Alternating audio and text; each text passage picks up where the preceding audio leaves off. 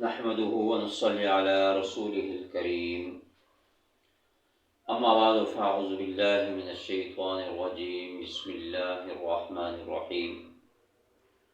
محترم سامعین ناظرین السلام علیکم ورحمۃ اللہ وبرکاتہ۔ آج کی اس نشست کے اندر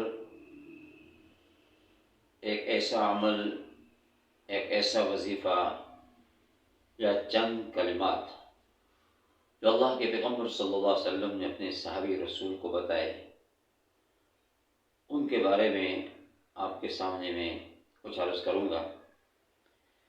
کہ ایک صحابی حضور نبی کریم صلی اللہ علیہ وسلم کی خدمت میں حاضر ہوا، آ کر عرض کیا یا رسول اللہ صلی اللہ علیہ وسلم کہ دنیا نے مجھ سے پیٹھ پھیر لی ہے، کہ دنیا مجھ سے روٹھ گئی ہے اور گھر کے اندر فقر و فاقہ کی نوبت آ چکی ہے۔ اللہ کے پیغمبر صلی اللہ علیہ وسلم نے ارشاد فرمایا، کیا تو وہ تسبیح نہیں پڑھتا کہ جو تسبیح آسمانی مخلوق اور زمینی مخلوق اللہ کی کرتی ہے؟ صحابی نے عرض کیا یا رسول اللہ صلی اللہ علیہ وسلم وہ کون سی تسبیح ہے؟ اللہ کے پیغمبر صلی اللہ علیہ وسلم نے فرمایا کہ یہ وہ تسبیح ہے یا یہ وہ کلمات ہیں کہ ان کلمات کے ذریعے سے آسمان کے فرشتے اللہ کی تعریف، اللہ کی حمد و ثنا کرتے ہیں، اور زمینی مخلوق اللہ کی تعریف، اللہ کی حمد و ثنا کرتی ہے۔ آپ نے فرمایا کہ وہ کلمات، وہ تسبیحات یہ ہیں: سبحان اللہ و بحمدہ، سبحان اللہ العظیم، استغفر اللہ۔ اور ایک دوسری روایت میں آتا ہے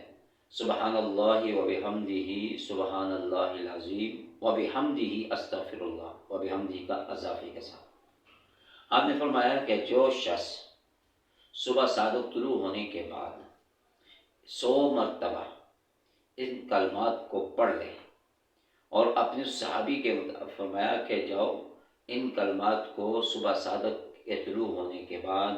یعنی صبح فجر کے وقت ان کلمات کو پڑھ لیا کرو، یہ تسبیح پڑھ لیا کرو، تو یہ تمہارے لیے کافی ہے۔ وہ صحابی یہ کلمات آپ صلی اللہ علیہ وسلم سے سیکھ کر چلا گیا اور پڑھتا رہا۔ چند دن کے بعد آپ صلی اللہ علیہ وسلم کی خدمت میں دوبارہ حاضر ہوا۔ یا رسول اللہ صلی اللہ علیہ وسلم، میں تو بڑا حیران ہوں کہ میں اب دنیا نے ایسے میری طرف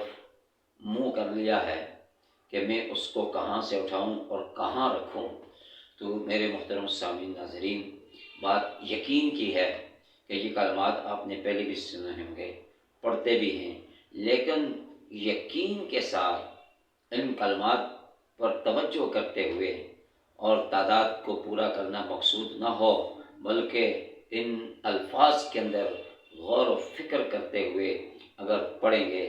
دل کے ساتھ، اور دل سے جو بات نکلے گی تو اس بات کا اثر بھی ہوتا ہے کہ ان کلمات کو پڑھنے سے اللہ کے پیغمبر صلی اللہ علیہ وسلم نے فرمایا کہ بے بہا رزق میں اضافہ ہوگا۔ اور یہ وہ عمل ہے جو حضور نبی کریم صلی اللہ علیہ وسلم نے اپنے صحابی کے لیے تجویز فرمایا تھا، اور اس صحابی کے ذریعے سے اس امت تک ہی پہنچا ہے، اور